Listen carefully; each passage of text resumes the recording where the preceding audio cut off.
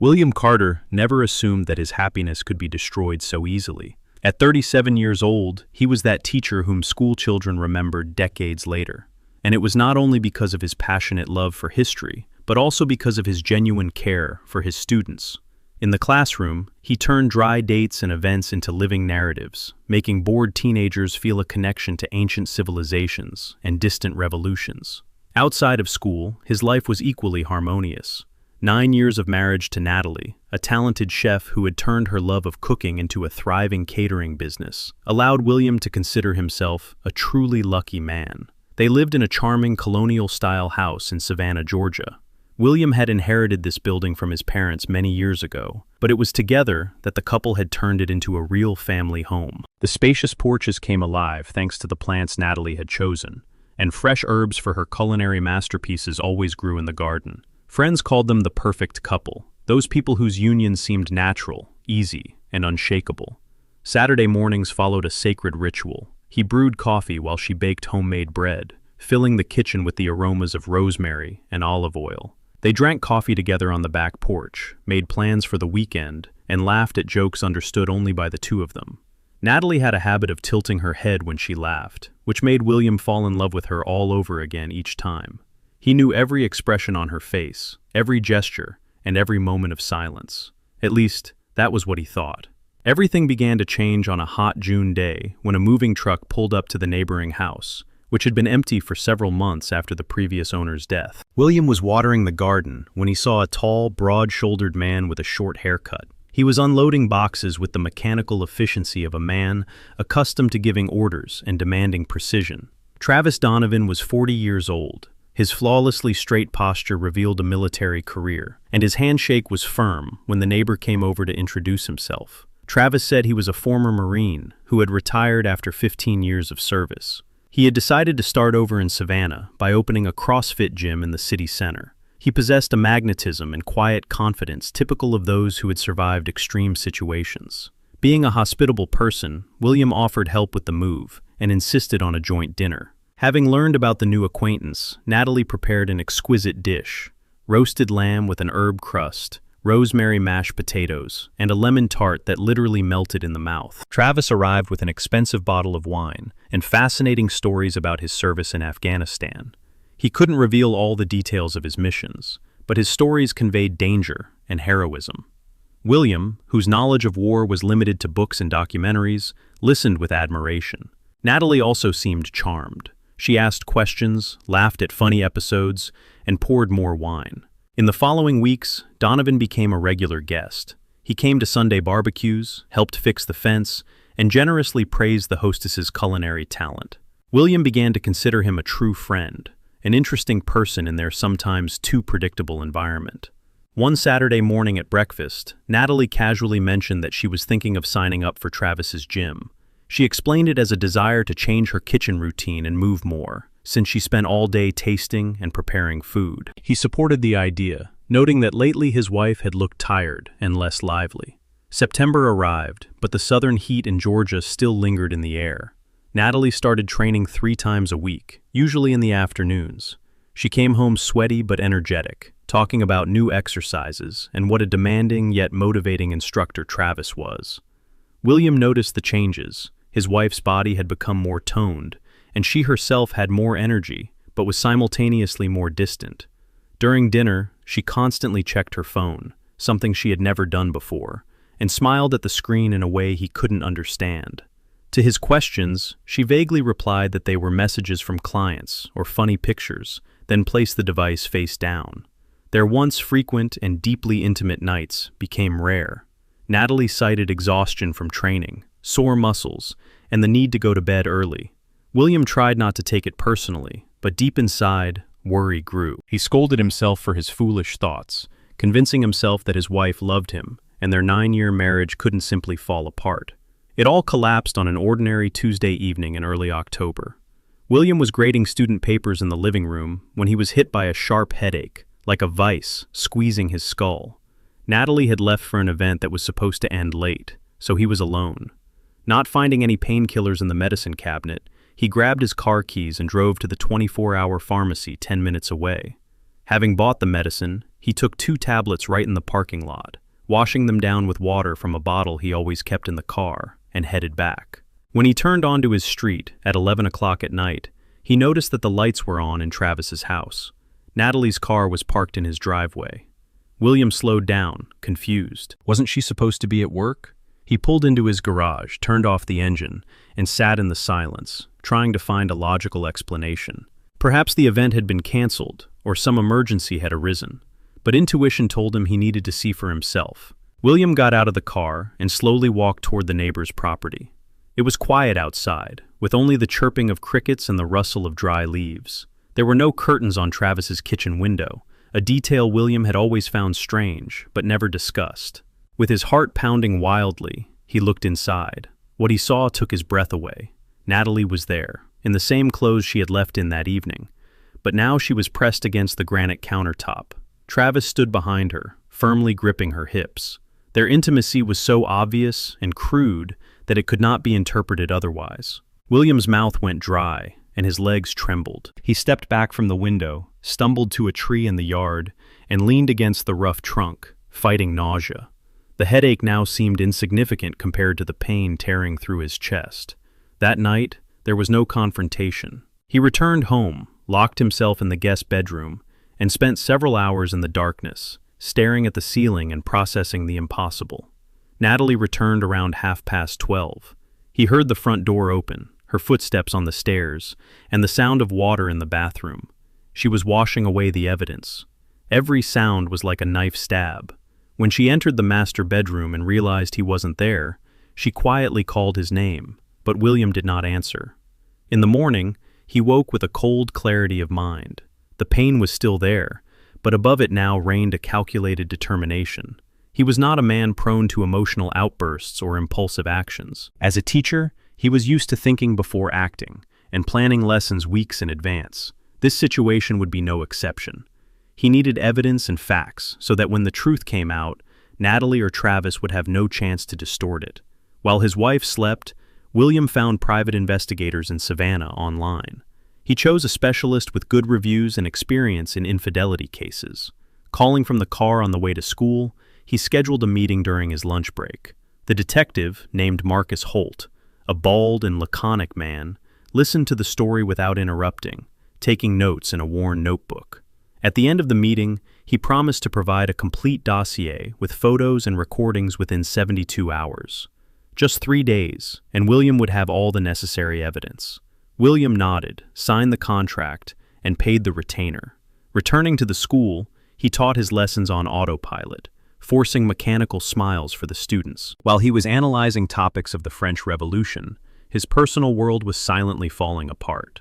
That evening, Natalie was busy in the kitchen making risotto. She greeted him with a fleeting kiss on the cheek, asked about his day, and enthusiastically talked about a contract for a large-scale wedding celebration in November. William responded with brief answers, carefully averting his eyes. If she noticed the changes, she didn't show it. The next 3 days were the longest in William's life. He stuck to his usual routine, taught classes, graded papers, and had dinner with Natalie, pretending everything was fine. She continued her workouts, leaving the house 3 times and returning too late for ordinary exercise. On Friday, Marcus called. "I have everything ready," he said simply. William decided to pick up the dossier in person. The thick brown paper envelope was heavy with the truth it contained. William opened it, alone in his car in a secluded section of the school parking lot. Inside were photos with timestamps. Natalie entering Travis's house at 2:20 p.m. on Tuesday and leaving at 5:40 p.m. Another series of pictures captured them arriving together at the gym after hours, at 10 p.m. on Thursday, after which the lights came on in Travis's private office.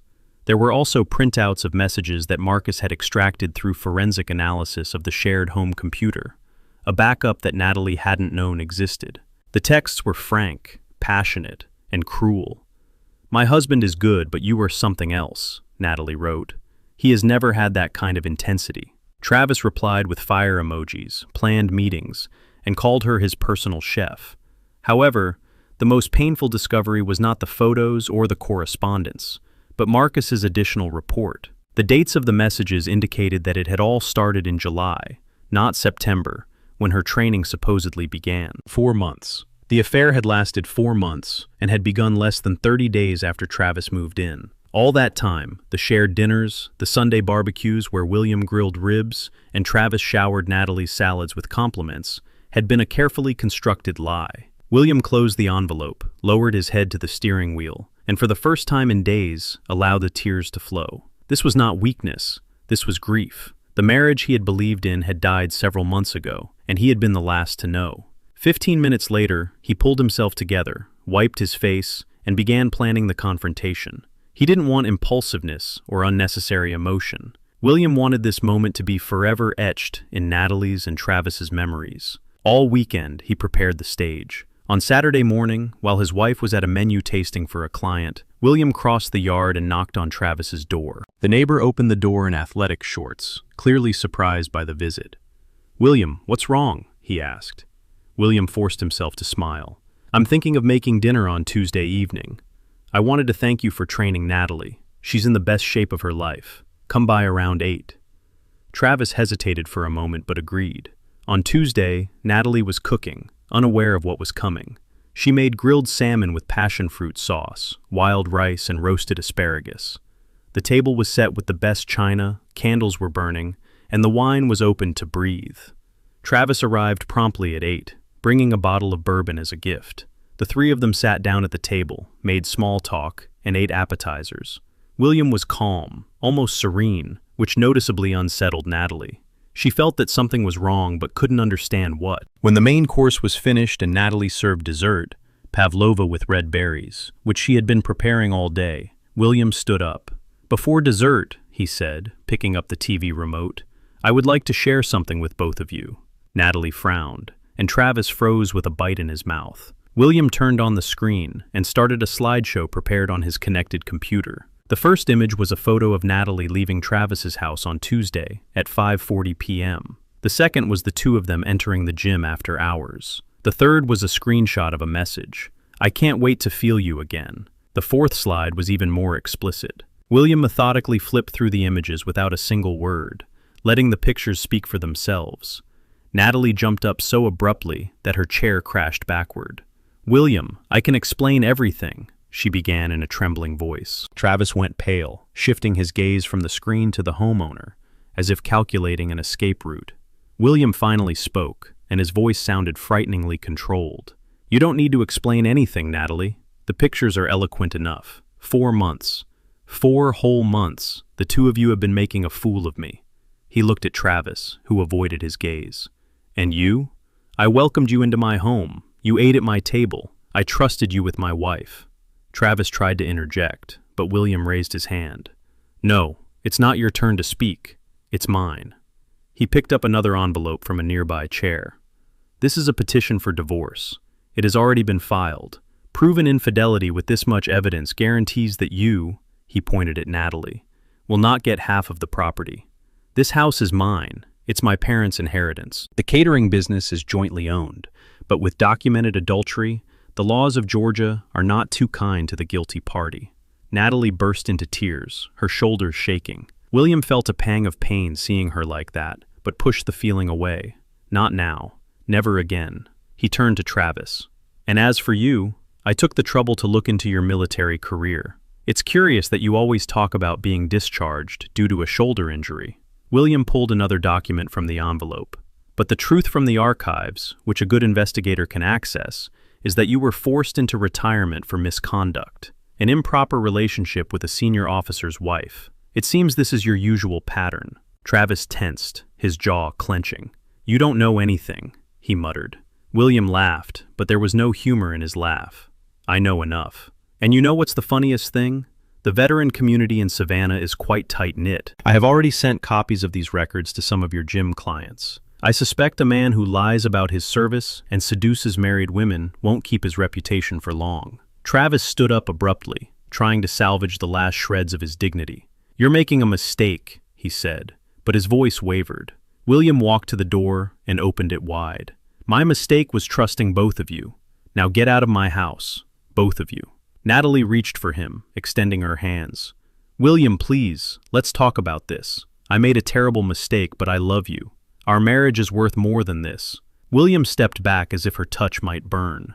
"You killed our union 4 months ago. I am merely arranging the funeral. Leave, Natalie, immediately." Travis left first, quickly slipping through the doorway without looking back. Natalie hesitated, crying and pleading, but William remained unshaken. He held the door, staring somewhere past her. Eventually, she grabbed her purse and walked out, turning one last time on the porch. "You'll regret doing this," she said, more out of despair than anger. William simply closed the door. The following months turned into a series of legal procedures and inevitable consequences. Marcus's investigation proved even more useful than William had anticipated. Thanks to the documented fact of infidelity, the divorce process in Georgia worked in his favor. As the lawyer explained at the first meeting, the state considers adultery when dividing assets, especially when there is malicious intent and deliberateness. This is not an absolute guarantee, but with such a dossier, the judge would likely side with the betrayed spouse. And that is exactly what happened. Natalie attempted to contest the property division, but her lawyer strongly recommended she accept the proposed terms.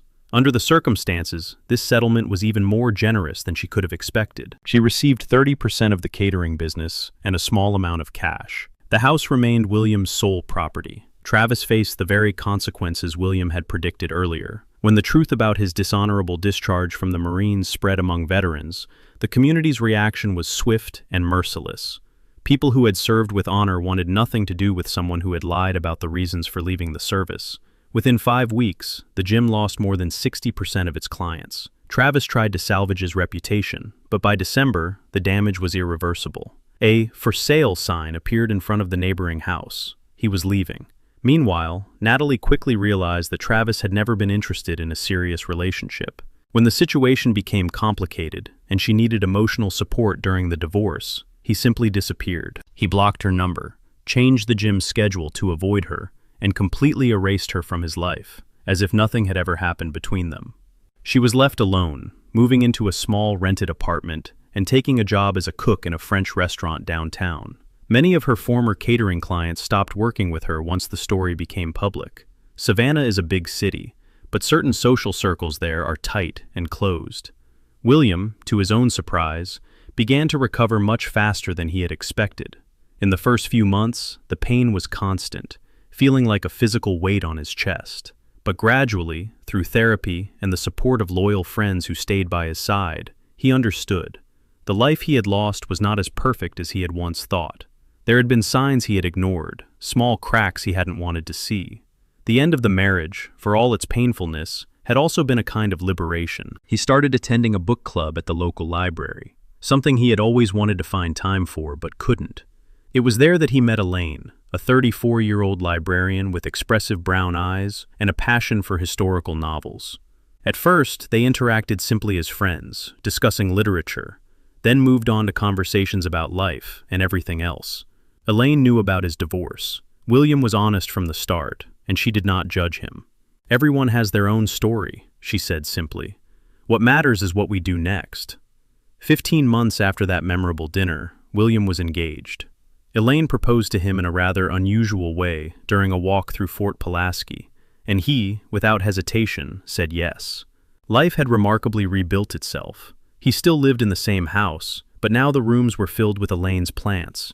Books lay everywhere, and in the hallways where only painful memories had once resided, genuine laughter now sounded. One Saturday, at an art exhibition in Savannah's historic district, William saw Natalie for the first time since the divorce. He was looking at an abstract painting when he felt a familiar presence a few steps away. Natalie looked thinner, with deep shadows under her eyes. Her hair was shorter and had lost its former luster. She noticed him at the same moment and froze. For a long, awkward minute, they just looked at each other across the gallery space. Natalie slowly approached, as if afraid he might leave. She softly spoke his name. William nodded politely. A heavy silence hung between them, filled with unspoken words, belated apologies, and explanations that no longer mattered. "Are you okay?" she asked, with genuine pain in her voice. William considered his answer. Honestly, he was perfectly fine. Even better. He was happy, a feeling he hadn't expected to experience so soon. "Yes," he replied simply. Natalie bit her lip, her eyes filling with tears. She confessed that she was very sorry, that she had destroyed everything, and that she knew nothing could be fixed, but it was important to her that he hear her apology. William looked at the woman he had loved for 9 years, at the person who had shattered his trust into pieces, and felt nothing. No anger, no pain, no longing, only calm indifference. "I believe that you're sorry," he said, "but it doesn't change anything, Natalie. You made your choice, and now you have to live with it, just like me." At that moment, Elaine walked up, smiling and holding 2 glasses of white wine. Natalie followed his gaze and understood everything. Her face tensed for a moment, but she quickly composed herself. "You're with someone," she said, more a statement than a question. William confirmed it. Elaine stood beside him, handed him a glass, and he habitually put his arm around her waist. He introduced the women to each other. They exchanged polite but restrained nods. Natalie quickly wiped her eyes and sincerely, though with deep regret, wished them both happiness. William nodded and added that he hoped she would find what she was looking for, but it would no longer be with him. These words sounded like a final verdict, like a door closed forever. Natalie understood. She gave him one last long look, as if trying to remember him, then turned and walked toward the gallery exit. William watched her go, the woman who had once been his wife, his best friend, and his future. Elaine gently squeezed his hand and asked if he was all right. He looked into her kind eyes, saw genuine concern, and smiled. It was the truth. The past was in the past.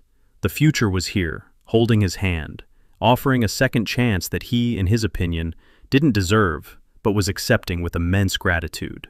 They finished viewing the exhibition, had dinner at a restaurant on the riverfront, and returned home, where William finally found true peace. Sometimes late at night, he still wonders how things could have turned out differently if he hadn't gone for the painkillers, hadn't looked through that window, and had chosen ignorance over truth. But then he looks at Elaine sleeping beside him, at the new life built on the ruins of the old, and understands that he did the right thing. Trust, once broken, never recovers in its original form. William learned this lesson through bitter experience, but he also learned that the end of one thing does not mean the end of everything. There is life after betrayal, love after loss, and happiness after a broken heart. He does not thank Natalie for her actions, but he is grateful for the opportunity to discover strength within himself, the ability to rise and choose dignity over bitterness.